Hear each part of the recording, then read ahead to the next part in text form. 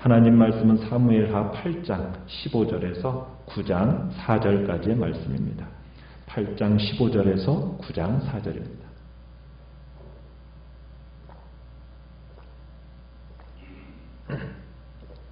사무엘하 8장 15절입니다.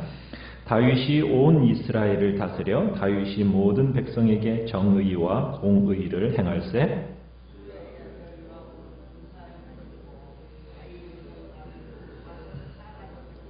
아히두베의 아들 사독과 아비아달의 아들 아히멜렉은 제사장이 되고 스라야는 서기관이 되고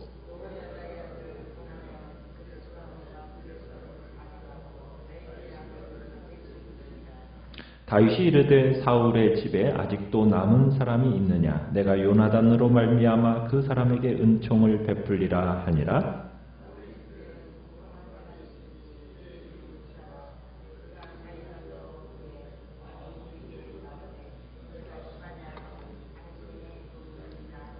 왕이 이르되 사울의 집에 아직도 남은 사람이 없느냐 내가 그 사람에게 하나님의 은총을 베풀고자 하노라 하니 시바가 왕께 아뢰되 요나단의 아들 하나가 있는데 다리 저는 자니이다 하니라. 왕이 그에게 말하되 그가 어디 있느냐 하니 시바가 왕께 아뢰되 로드발 암미엘의 아들 마길의 집에 있나이다 하니라. 아멘.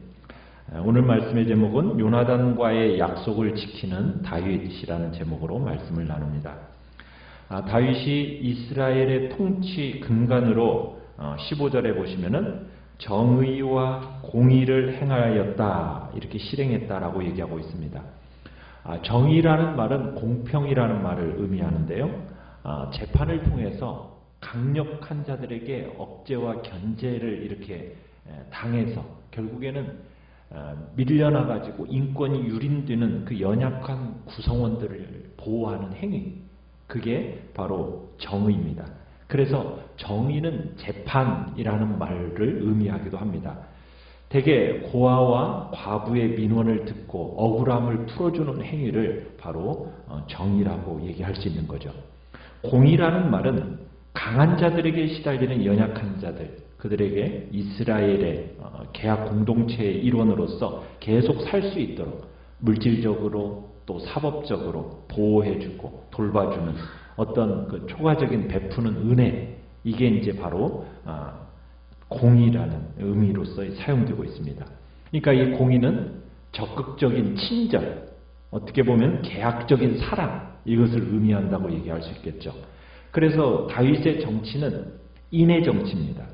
어떻게 보면 이스라엘의 가장 연약한 구성원들에게 이제 하나님의 사랑이, 하나님의 인애가 흘러가도록, 그래서 그들이 하나님의 인애를 맛보게 하는 그런 정치를 다윗이 하고 있다 볼 수 있는 겁니다. 그래서 다윗은 정의와 공의로 통치함으로써 백성들의 지지를 확고하게 받게 됩니다. 이제 다윗의 정치가 이제 안정 국면에 접어들고 주변 국가들을 이제 평정도 하고 많은 부를 얻게 되죠. 그러니까 어느 정도 이제 국가로서의 면모를 갖추게 되니까 이제 관료 제도를 마련하게 됩니다. 이제 이 관료들이 그 전에는 이스라엘 장로들이 이렇게 나라를 이렇게 어느 정도 다스렸다면 이제 이 장로들을 대신해서 이 관료들이 나라를 이제 통치하는 그런 일들을 하게 되는 거죠. 이 다윗의 관료들은 오늘 보시면 이제 세 가지로 이렇게 정리를 할 수 있는데요. 첫 번째는 군사적인 관료입니다.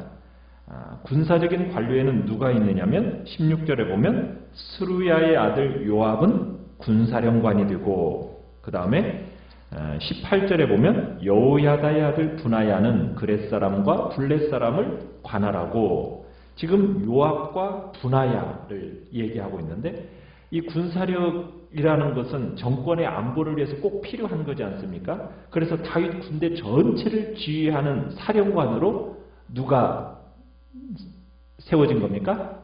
요압이죠. 요압은 다윗의 조카입니다. 여호야다의 아들 브나야는 이 블렛 사람, 그렛 사람을 관할하는데, 이 사람들은 다윗의 개인 경호부대를 구성했던 용병 그룹들이에요. 그 사람들을 관할하는 지휘관이 바로 브나야입니다. 두 번째로는 통계와 기록을 관리하는 관료들입니다. 역사 기록관으로서 16절에 보면 여호사밧이 사관이 되었다라고 얘기하고 있고요. 그 다음에 17절에 보면 스라야는 서기관이 되었다 이렇게 얘기하고 있습니다. 자, 왕권을 유지하는 데 필수적인 게 뭐냐면 세금 징수고 그 다음에 징병인데 이 관료들의 자료가 뒷받침을 해주는 겁니다. 그러니까 여호사밧은 역사 기록관으로서 이제 국가의 모든 공식 문서를 관리하는, 보관하는 그런 중직을 맡은 사람이고, 스라야는 서기관 이렇게 되어 있는데 단순히 문서를 기록하는 사람이라기보다는 오늘날로 얘기하면 미국에서는 국무장관에 해당되는 그런 직함이 바로 이 서기관이라는 직함입니다.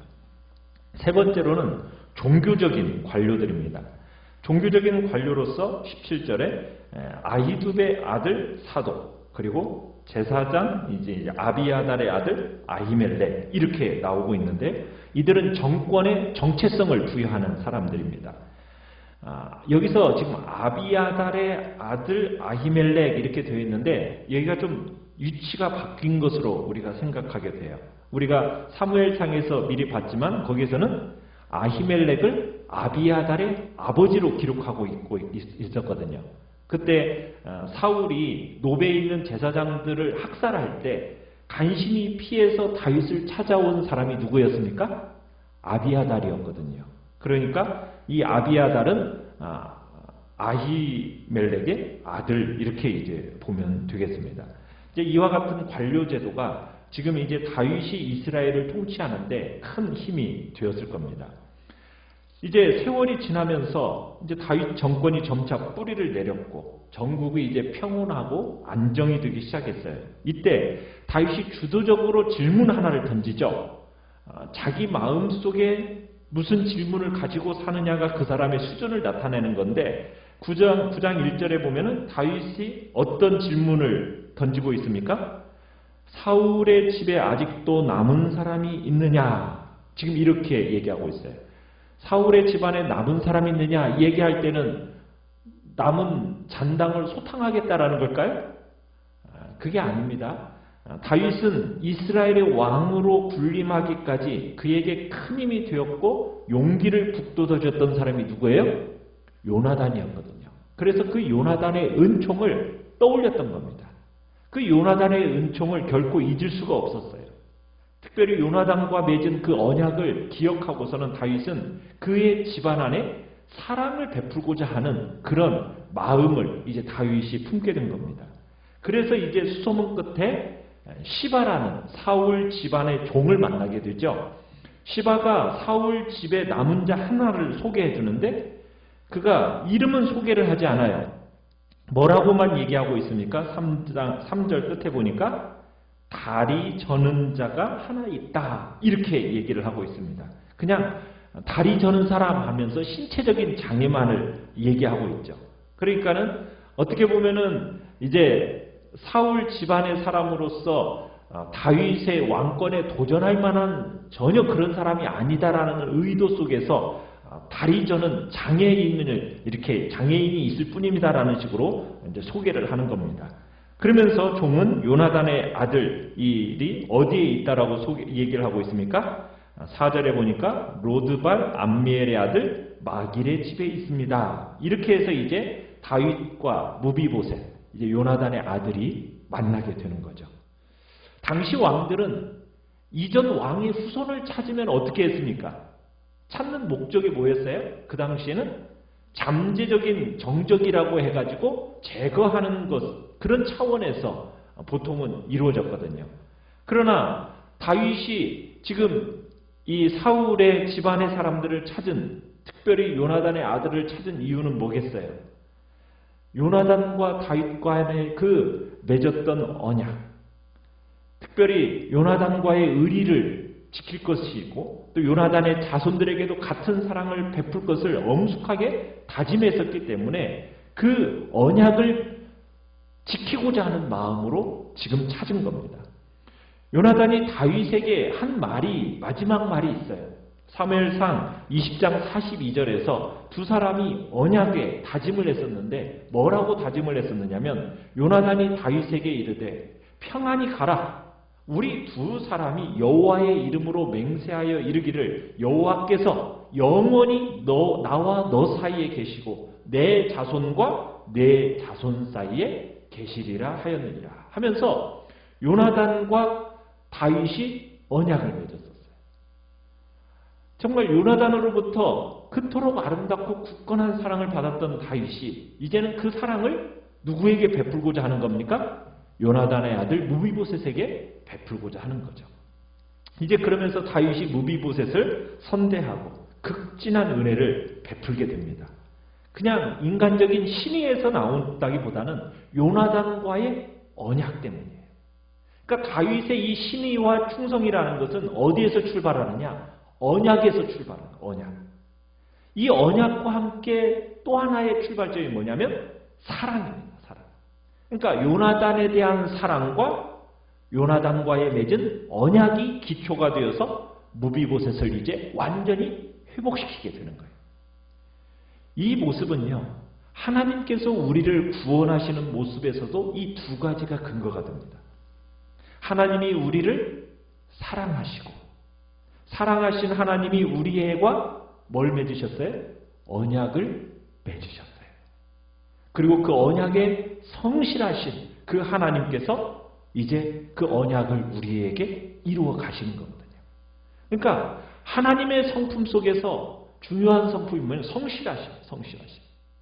그러니까 그 성품은 바로 하나님의 언약과 사랑에서 나오는 겁니다.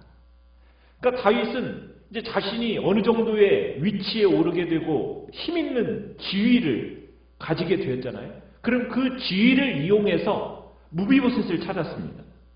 무비보셋을 찾은 이유가 뭐예요? 관대한 사랑을 베풀어서 언약을 지키는 일인 거예요. 자신의 힘을 사용해서 하는 일이 뭐라고요? 언약을 지키는 거예요. 사랑을 베푸는 거라는 거예요. 그러니까 다윗은 자신을 구원하신 그 하나님의 사랑을 이제 무비보셋에게 흘러보내는 겁니다. 어떻게 보면은 우리가 다윗을 통해서 우리 진정한 의미에서의 인간이 무엇인가? 인간이 되기 위해서 무엇을 갖춰야 하는가? 그걸 지금 우리에게 가르쳐주고 있는 거예요. 다윗은 자기가 가지고 있는 힘, 지위, 은사, 이것을 어떻게 사용해야 할지를 결정을 하는 겁니다. 지금 그 위치에 있는 거예요. 자기에게 힘이 있고 지위가 있고 은사가 있어요. 그때 다윗은 자신의 삶을 움직여가는 수단으로서 힘을 어떻게 사용하고 있습니까? 보복하고 복수하는 데 사용하는가요? 그렇지가 않죠. 그 힘을 가지고 뭘 선택하는 겁니까? 사랑을 선택하는 거예요. 사랑을 선택하는 거예요. 무비보셋을 다윗의 권력에 대한 위협적인 존재로 여겨서 처단하려 하지 않고 사랑의 언약을 지킬 대상으로서 예우하고 있는 것이 지금 다윗의 모습이라는 겁니다. 우리가 힘을 가지고 우리가 높은 지위에 오르고 내가 어떠한 은사를 가지게 된다면 그걸 어떻게 어디에 사용할 것인가? 지금 그것을 하나님은 다윗을 통해서 우리에게 가르쳐주고 계시는 겁니다. 하나님이 원하시는 진정한 위치의 사람은 자신이 가진 것으로 뭐하는 사람이다? 사랑하는 사람이다. 사랑을 선택하는 사람이다. 안정된 자리에서 힘을 가진 걸 가지고 복수하는 게 아니라 자기의 편함과 자기의 이익을 추구하는 것이 아니라 다른 사람과 힘겨루기로 가는 게 아니라 그 안정된 자리에서 내가 어떻게 사랑할까? 사랑할 방법을 찾는 것. 거기에 자신의 힘을 쏟고 있는 다윗을 보면서 우리의 삶에도 그렇게 가야 할 것을 주님은 말씀하고 계시는 것입니다. 하나님의 그 신실하신 성품을 우리가 본받아서 우리가 주님으로부터 맺어진 그 사랑과 언약과 그 기초하에서 내가 사랑받았듯이 나도 동일하게 내가 가진 힘과 능력과 지혜와 명철과 지위와 은사를 가지고 이제 그 사랑을 흘러내리는 그런 복된 자리에 내가 있겠다고. 다른 사람과의 관계 속에서 그런 사랑과 언약을 신실하게 이루어나가는 복된 삶을 살아가겠다고. 이 시간 주님 앞에 결단하면서 기도하며 나가시길 바랍니다. 말씀 바랍니다.